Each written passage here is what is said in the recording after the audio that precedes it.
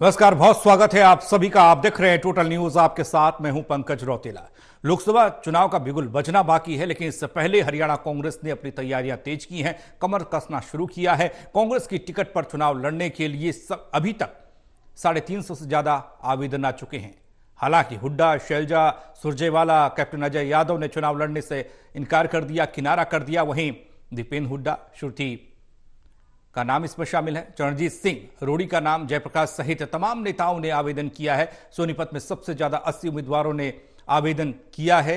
आज की बड़ी बहस चर्चा इसी पर लोकसभा चुनाव लड़ने के लिए हरियाणा कांग्रेस के वो कौन कौन से 10 बेस्ट उम्मीदवार हो सकते हैं।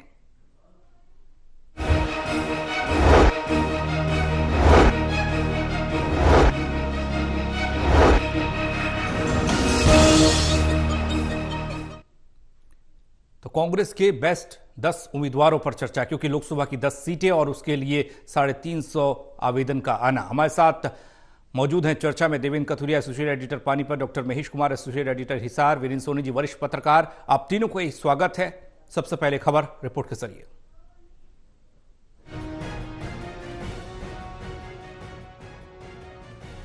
चुनावी तैयारियों में पीछे चल रही प्रदेश कांग्रेस भी अब स्पीड पकड़ रही है।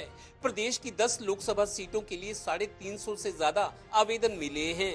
इनमें 80% वो हैं जो इस मौके का फायदा उठाकर चर्चा में आना और ये जताना चाहते हैं कि उम्मीदवारी ना सही, दावेदारी में क्या जाता है। इसी बहाने कांग्रेस ने चुनाव लड़ने के इच्छुक कांग्रेसियों से आवेदन मांगकर उन्हें एक्टिवेट ही नहीं कर दिया। बीजेपी की माफिक ये संदेश भी दिया है कि काम करने वाला और निष्ठावान कार्यकर्ता नेता कहीं भी पहुंच सकता है। खास बात यह है कि लोकसभा के लिए भूपेंद्र सिंह हुड्डा, कुमारी शैलजा, रणदीप सुरजेवाला और कैप्टन अजय यादव ने आवेदन नहीं किया है, यानी इनकी नजर विधानसभा और मुख्यमंत्री की कुर्सी पर है। 10 लोकसभा सीटों के लिए मिले 350 से ज्यादा आवेदनों पर अब 13 फरवरी को प्रदेश कांग्रेस कमेटी की बैठक में चर्चा होगी।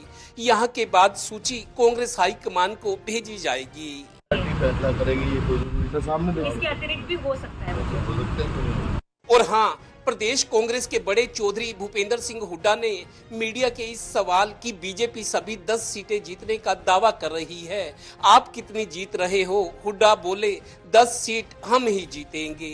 कांग्रेस कितनी जीतेगी? आप क्या दावा करते हैं? कांग्रेस सक्षम है।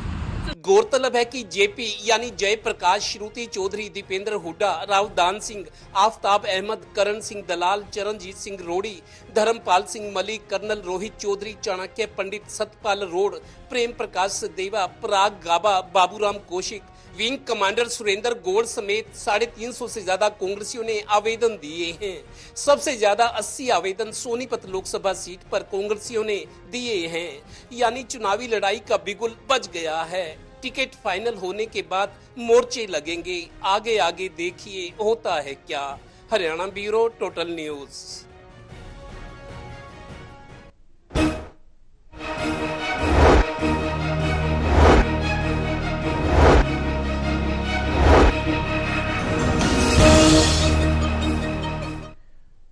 तो सीटें जिस पर जंग होनी है वो 10 हैं, दावेदार सैकड़ों हैं और चुनौतियां हजारों कह सकते हैं। वो इसलिए क्योंकि एक तरफ गुटबाजी, दूसरी तरफ बीजेपी की चुनौती, तीसरी तरफ अब उम्मीदवारों की एक लंबी चौड़ी फहरिस्त। जो आवेदन कर रहे हैं वो चाहते हैं कि उन्हें टिकट मिले। देवेंद्र आपके पास चर्चा के लिए आ रहे हैं। सबसे पहले आवेदन आ चुके हैं, हालांकि हाईकमान के निर्देश के बाद, आदेश के बाद गुटबाजी में थोड़ा सा विराम लगता, सब साथ आते दिखाई जरूर दिए हैं, लेकिन चुनौतियां फिर भी कम नहीं है। क्या इसको भी एक बड़ी चुनौती के तौर पर देखा जाए कि सैकड़ों लोग आवेदन कर रहे हैं कि टिकट उनको चाहिए? देखिए पंकज, कांग्रेस में शायद ये पहला प्रयोग हो रहा है कि जो जो चुनाव लड़ना चाहते हैं, भले ही छोटा नेता है बड़ा, वो आवेदन करे, पार्टी उसको कंसीडर करेगी। इसका फायदा ये हो रहा है जो छोटे स्तर के नेता है, भले इनको टिकट ना मिले, लेकिन उनको लग रहा है, उनको गुड फीलिंग करवाई जा रही है कि पार्टी आपको मौका दे रही है। भले ही उम्मीदवारी ना सही, दावेदारी तो है, कम से कम वो आपस में मजाक में कह भी सकते हैं कि मैं लोकसभा के लिए मैंने आवेदन किया था, अपना लेवल थोड़ा ऊंचा दिखा सकते हैं। दूसरा, जिस तरीके से बीजेपी में हमने सुना ही देखा है, बीजेपी में जो कार्यकर्ता पार्टी के प्रति निष्ठावान है, मेहनत करता है, पूरी तरह से जूझता है, बीजेपी उनको आगे भी ले जाती है। बहुत सारे केस हैं, आप 3 राज्यों के विधानसभा चुनाव में देखिए, लो प्रोफाइल नेताओं को मुख्यमंत्री पद की शपथ दिलाई गई। और भी कई केस हैं जिन्होंने पार्टी में काम किया, पार्टी की गुड बुक्स में रहे, उनको पार्टी ने आगे बढ़ाया बीजेपी में। शायद कांग्रेस भी अब ये चीज समझ रही है, और जिस तरह की बड़ी चुनौतियां कांग्रेस के सामने है, गुटबाजी था, लेकिन मेरे को लगता है अब धीरे धीरे कांग्रेस स्पीड पकड़ रही है। देर आए दुरुस्त आई। कांग्रेस की ये दुरुस्ती और हाईकमान के लेवल पे जो लगातार बड़े और जल्दी जल्दी फैसले लिए जा रहे हैं, तो एक तरह से एक्टिवेट हो रहे हैं कांग्रेसी। और दूसरा, ये जो 350 से ज्यादा उम्मीदवार है, 10 सीटें। आपको पंकज एक बहुत इंपॉर्टेंट बात बता रहा हूं, पूर्व प्रधानमंत्री स्वर्गीय लाल बहादुर शास्त्री के बेटे सुनील शास्त्री का नाम कुरुक्षेत्र लोकसभा से प्रमुखता से लिया जा रहा है। उन्होंने भी आवेदन किया है। कुछ समय पहले वो बीजेपी छोड़कर कांग्रेस में आए थे। अब जब चुनावी दौर शुरू हो गए तो उन्होंने भी आवेदन किया, और संकेत ये है कि उनका नाम जो है, मतलब बड़ी वरीयता के हिसाब से और प्रमुखता के हिसाब से पार्टी उस पर कंसिडरेशन में ले सकती है। तो कुरुक्षेत्र लोकसभा से लाल बहादुर शास्त्री के बेटे सुनील शास्त्री, जिनकी अच्छी छवि है, एक बड़ा त्याग रहा है उनके पिता का, ऐसे नेता, नैतिकता वाले नेता पार्टी में कहां है, तो इस चीज का उनको फायदा मिल सकता है। और मेरे सूत्र बता रहे कि कांग्रेस कुरुक्षेत्र से उनको कैंडिडेट बना सकती है, और इस मामले में मेरे को लगता है फ्रंट लाइनर है वो। जी महेश, जिस तरीके से ये जो नाम आवेदन जो सामने आ रहे हैं, हालांकि स्क्रूटनी होगी, कौन पक्का उम्मीदवार है, कौन बेस्ट होगा, ये तो कांग्रेस का हाईकमान तय करेगा। तमाम सर्वे भी पार्टी अपने स्तर पर करा रही होगी और उस नाम पर मोहर लगाई जाएगी। लेकिन उन सबसे इतर कांग्रेस जिस तरीके से एक्टिव हुई है, उसको लेकर एक सवाल कि ये कितना जरूरी है और कितना फायदेमंद कांग्रेस के लिए हो सकता है। दूसरा सवाल भी इस पर ये जोड़ देता हूं कि बड़े चेहरे जो थे, बड़े नाम जो थे, उन्होंने आवेदन नहीं किया। हालांकि कुछ नेता, भूपेंद्र सिंह हुड्डा नहीं है, दीपेंद्र हुड्डा का आवेदन है, किरण चौधरी का नहीं है, श्रुति का है। तो ऐसे लोग विधानसभा पर भी नजर, लोकसभा चुनाव पर भी नजर।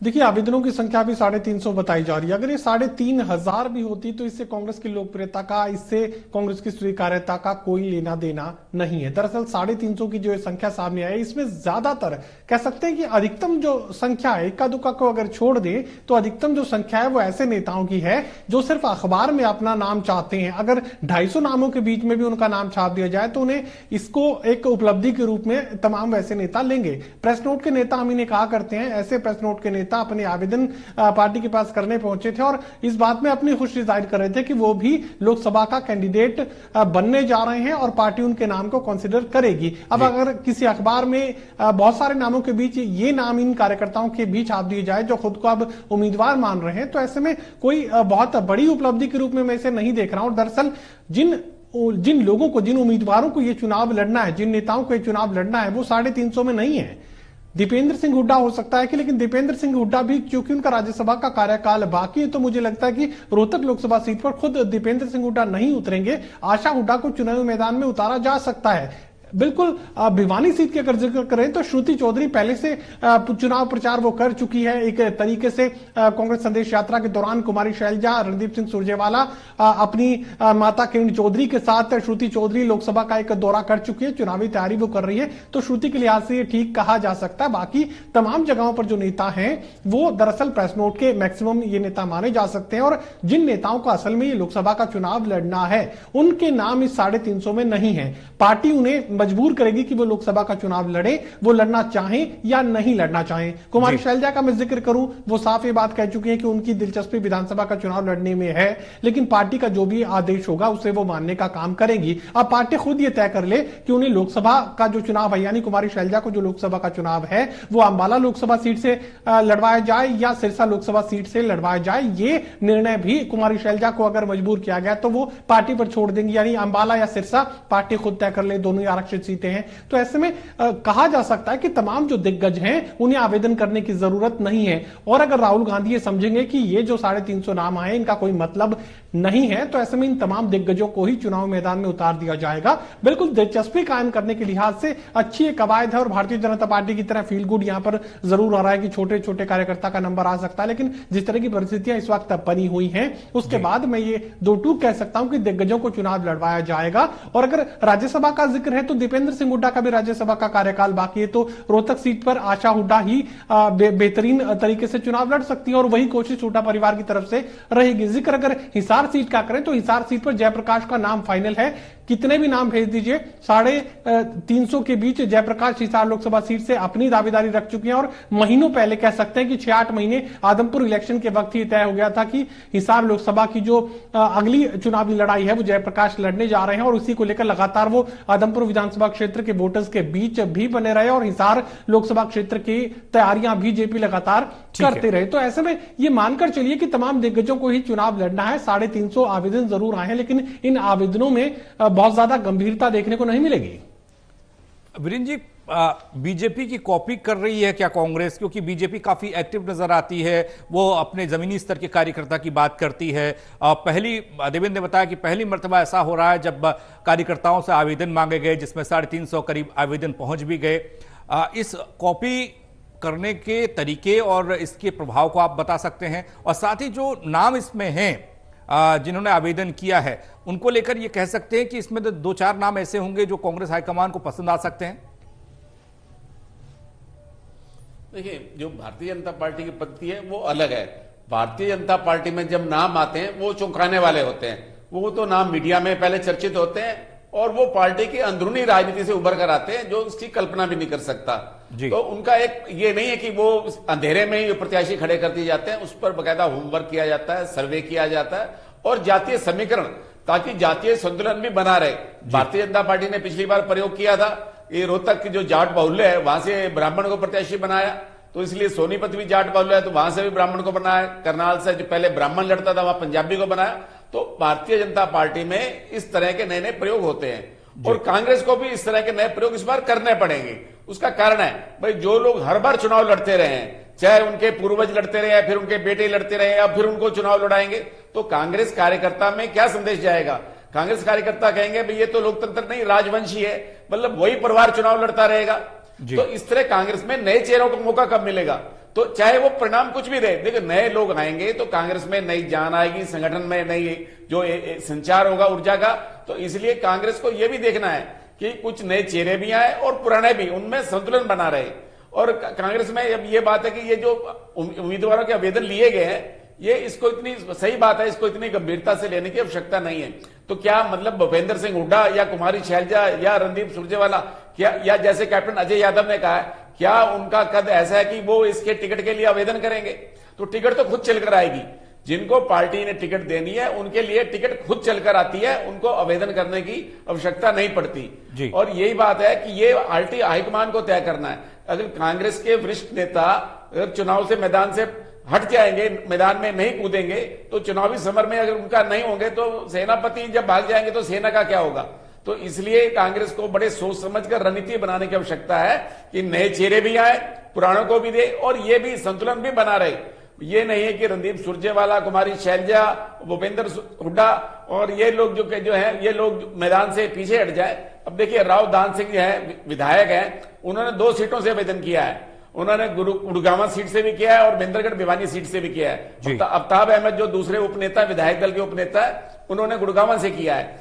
तो ये पार्टी स्तर पर एक नीति बनेगी, पार्टी का क्या फ्रेमवर्क रहता है, किस तरह की सोच रहती है। लेकिन एक बात है कि कांग्रेस भी कमजोर नहीं आके जा रही, जितनी पहले माना जा रहा था कि भारतीय जनता पार्टी 10 की 10 सीटें जीत लेगी। अभी तक जितने भी सर्वे आए हैं, कोई ना कोई कांग्रेस को 1 सीट दे रहा है, कोई 2 सीट दे रहा है। तो हालांकि ये तो शुरुआती है, उसके बाद जब चुनाव होगा उसका रुझान बढ़ेगा। भारतीय जनता पार्टी अपने स्तर पर प्रयास करेगी। लेकिन एक बात है कि भारतीय जनता पार्टी ने ऐसा माहौल बना दिया है जिससे कांग्रेस के नेता भी डरे हुए हैं। उनको ये लगता है कि भारतीय जनता पार्टी हावी रहेगी। जिस तरह पिछले विधानसभा चुनाव में 75 पार के नारे से कांग्रेस भयभीत हो गई थी, उस तरह का माहौल अब फिर बनता जा रहा है। और कांग्रेस के नेता अगर सक्रिय होकर एकजुट होकर चुनाव लड़े तो ये अपने चुनाव परिणाम को काफी हद तक प्रभावित कर सकते हैं। देवेंद्र, इसी सवाल को आगे बढ़ाते हैं कि बड़े नेताओं का आवेदन ना करना, और सोनी जी ने कहा कि टिकट तो चलकर आता है, कद इतना बड़ा है कि आपको आवेदन करने की जरूरत नहीं है, लेकिन उन सब के बावजूद जब क्रिकेट की टीम एक बड़े टूर्नामेंट के लिए सिलेक्ट होती है तो पहले 15 खिलाड़ी चुने जाते हैं, फिर 12 खिलाड़ी सिलेक्ट होते हैं, उसमें से भी 11 ही खेलते हैं, यहाँ तो 10 की बात हो रही है। क्या ऐसे में भूपेंद्र सिंह हुड्डा, कुमारी शैलजा, रणदीप सुरजेवाला या कैप्टन यादव, ये बड़े नाम बड़े मैच में मैदान में उतरे तो कांग्रेस के लिए बेटर होगा? क्या ये भी, अगर कांग्रेस ये नहीं उतर रहे हैं तो ये भी इनको लग रहा है कि कहीं ना कहीं लोकसभा में कुछ नहीं, विधानसभा में कुछ हाथ लग सकता है, वहां पर हमारी भूमिका बड़ी हो सकती है, इसलिए भी ये लोग किनारा कर रहे हैं? पंकज, देखिए, थोड़ा सा सेल्फ असेसमेंट भी होता है। कोई भी नेता हो, खिलाड़ी हो, कोई पत्रकार हो, कोई व्यापारी हो, उनको उसको पता होता है कि मैं पारंगत किस चीज में हूं, मेरी एक्सपर्टीज किस में है। हमने देखा बीजेपी बहुत ताकतवर है, 10 साल से सरकार चला रही है, हरियाणा में, दिल्ली में, बहुत राज्य में सरकारें चला रही है, लेकिन बीजेपी ने भी लगातार प्रयोग किया। आप देखिए, जो गुजरात का चुनाव था पीछे, गुजरात के चुनाव में बीजेपी को लगा कि इतने साल से राज चला रहा है, लगातार कई कार्यकाल जब से नरेंद्र मोदी छोड़कर आए थे, दिल्ली में प्रधानमंत्री बने, बीजेपी की सरकार रिपीट कर रही थी। उनको लगा कि कुछ चेंजेस जरूरी हैं। गुजरात में ऑपरेशन हुआ और तकरीबन 90% बदल डाले, बड़े बड़े मंत्रियों के टिकट काट गए। हमने छत्तीसगढ़ में देखा, बीजेपी ने प्रयोग की, 3 विधानसभा के जो चुनाव है जहां सरकारें बनी बीजेपी की, मुख्यमंत्री बदल दिए। पुष्कर सिंह धामी जो उत्तराखंड के मुख्यमंत्री थे, बतौर मुख्यमंत्री चुनाव हार गए, बीजेपी ने उनको दोबारा मुख्यमंत्री बना दिया। तो कांग्रेस को भी मेरे को लगता है आप मैदान में टिके रहने के लिए, बीजेपी चूंकि बहुत ताकतवर है, संगठन मजबूत है, सरकार में होना भी उनके लिए एक प्लस पॉइंट है, क्योंकि मैनेजमेंट है, मॉनिटरिंग है, प्लानिंग है, एग्जीक्यूशन है, हर तरह की मतलब ताकत बीजेपी के पास है, ऊर्जा है। तो कांग्रेस ने अगर मुकाबला करना है तो ये नहीं है कि जो परंपरागत उम्मीदवार है उन्हीं को, जैसे जयप्रकाश की बात करें, जयप्रकाश सांसद रह चुके हैं, श्रुति चौधरी सांसद रह चुकी हैं, इनके अलावा जो और नाम है, जैसे राव दान सिंह है, महेंद्रगढ़ जिले से आते हैं, कांग्रेस के विधायक है, आफ्ताब अहमद है, नूह से विधायक है, कुछ नए भी एडिशन हुआ है। और मेरे को लगता है कांग्रेस सोच समझकर फैसला करेगी। ये नहीं है कि जिन्होंने पहले चुनाव लड़ा है या लड़ चुके हैं, सवाल यह कि जीत कौन सकता है, क्योंकि ये लड़ाई कांग्रेस के लिए बहुत बड़ी लड़ाई है।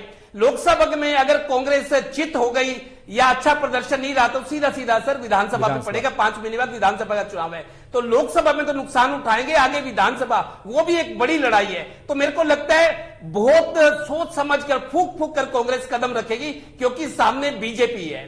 ताकतवर से मुकाबला करना है तो आपको कई तरह की तरकीबें सूझनी होंगी, सुझानी होंगी, एक फुल प्रूफ सिस्टम बनाना होगा। तो ये जो नाम मांगे गए वो ठीक है, पार्टी में आंतरिक लोकतंत्र दिखाने की कोशिश है। छोटे कार्यकर्ताओं का जो 20-20 साल पार्टी में कार्य करता है, उसको ये था कि मैं चुनाव नहीं लड़ सकता, मेरा नाम खाली कार्यकर्ता की सूची में। तो बीजेपी की तरह एक अच्छी शुरुआत की है कांग्रेस ने, एक अच्छा प्रयोग किया है कि छोटे कार्यकर्ताओं का मनोबल बढ़ाया जाए कि पार्टी में आपकी भी पूछ रहेगी। जब जब पीछे सरकारें रही भूपेंद्र हुड्डा की 10 साल, हमने सुना कि कार्यकर्ताओं की सुनवाई नहीं होती, काम नहीं होती, यही चीज हम बीजेपी में सुनते हैं। वजह क्या है कि छोटे कार्यकर्ता जो जिला स्तर के हैं उनकी अनदेखी होती है, जिससे वो अंदर ही अंदर कूदते हैं, फिर अपनी भड़ास निकालते रहो। तो चुनाव के समय कार्यकर्ता भी पार्टी को कोई आंख भी दिखा सकता है, मैं ब्लैकमेल शब्द यूज नहीं करूंगा, अपना दबाव भी बना सकता है। तो एक मौका है कांग्रेस अब पूरी तरह से सोच विचार के फैसले करेगी और मजबूत कैंडिडेट जो सीट जीत सके, जिसमें क्षमता हो, क्योंकि आगे विधानसभा का भी एक बड़ा चुनाव है। ठीक है,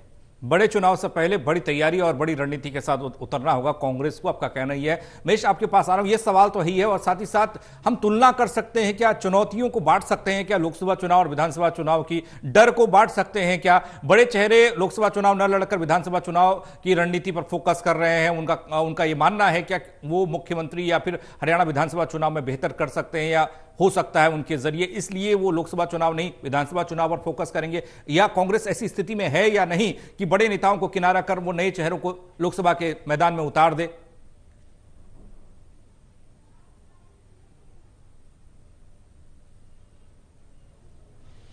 देखिए, सीधी सी बात है कि अगर लोकसभा का परफॉर्मेंस कांग्रेस पार्टी का बेहतरीन नहीं होता है तो सीधा असर विधानसभा चुनाव पर पड़ने वाला है। अब एक बाढ़ की स्थिति यहां पर कांग्रेस पार्टी में देखने को मिल रही थी। 5 राज्यों के चुनाव परिणाम से तो पहले कहें कि एक भयंकर बाढ़ देखने को मिल रही थी। तमाम अलग अलग विधानसभा क्षेत्रों में बड़ी बड़ी तादाद में जो कांग्रेस पार्टी के उम्मीदवार हैं वो दौड़ते हुए नजर आ रहे थे, टिकट के लिए संघर्ष करते हुए नजर आ रहे थे। लेकिन 5 राज्यों के चुनाव परिणाम के सामने आने के बाद ये संख्या कुछ घटती हुई नजर आई। तो कह सकते हैं कि अगर लोकसभा का परफॉर्मेंस बेहतरीन कांग्रेस पार्टी का नहीं हुआ तो विधानसभा चुनाव में किसी भी तरह की चुनौती कांग्रेस पार्टी भारतीय जनता पार्टी को नहीं दे पाएगी। ये बात कांग्रेस पार्टी के तमाम दिग्गज भी समझ रहे हैं, लेकिन खुद कोशिश कर रहे हैं कि वो किसी भी तरीके से बचे रहें। अगर किसी नए चेहरे को मौका मिलता है तो पार्टी के किसी भी शीर्ष नेतृत्व को किसी भी तरह की परेशानी हरियाणा प्रदेश में नहीं होगी। वो खुद ये चाहते हैं कि किसी नए चेहरे को सामने लाया जाए। अगर लोकसभा में किसी भी तरीके से कांग्रेस पार्टी को अगर जीत मिल सकती है तो उन्हें इससे कोई परेशानी नहीं है। दरअसल सारे के सारे जो दिग्गज है, दिग्गजों का जिक्र मैं करूं तो भूपेंद्र सिंह हुड्डा, दीपेंद्र सिंह हुड्डा, इसके अलावा कुमारी शैलजा, रणदीप सिंह सुरजेवाला, तमाम जो नेता हैं वो विधानसभा का चुनाव लड़ना चाहते हैं। हरियाणा की नई सरकार, कांग्रेस पार्टी की अगर सरकार बनती है तो सरकार में वो शामिल होना चाहते हैं। वो ये समझ रहे हैं कि केंद्र के स्तर पर बहुत ज्यादा संभावनाएं, अगर हरियाणा प्रदेश से सांसद बने भी तो केंद्र के स्तर पर बहुत ज्यादा संभावनाएं इन तमाम कांग्रेसियों को नजर नहीं आ रही। उन्हें लग रहा है कि एंटी इनकमेंसी के सारे हरियाणा प्रदेश में भारतीय जनता पार्टी को अगर बाहर किया तो कांग्रेस की अगर सरकार बनती है तो उसमें एक अहम भूमिका उनकी हो सकती है। यानी सीधी सी बात है, तमाम दिग्गजों की जो दिलचस्पी है वो लोकसभा चुनाव की बजाय विधानसभा चुनाव में है। लेकिन परेशानी है कि लोकसभा का परफॉर्मेंस अगर खराब हुआ, रिपोर्ट कार्ड अगर खराब हुआ तो विधानसभा खुद ब खुद खात्मे की तरफ चला जाएगा। वीरेंद्र जी, 10 नाम अगर कुछ जहन में आ रहे हों जो बेस्ट हो सकते हैं, मैं आपके जरिए जानना और समझना चाहता हूं, क्योंकि एक लंबे वक्त से आप लोग हरियाणा के चुनाव को देख रहे हैं और कांग्रेस को देख रहे हैं। जल्दी से देखिए, कांग्रेस को नए नए प्रयोग तो करने पड़ेंगे। अब रणदीप सुरजेवाला राज्यसभा के सदस्य हैं, वो कांग्रेस नया प्रयोग करके कुरुक्षेत्र से उनको चुनाव लड़ा सकती है। इसलिए रोहतक से जैसे अभी उल्लेख किया गया, आशा हुड्डा प्रभावी उम्मीदवार हो सकती है।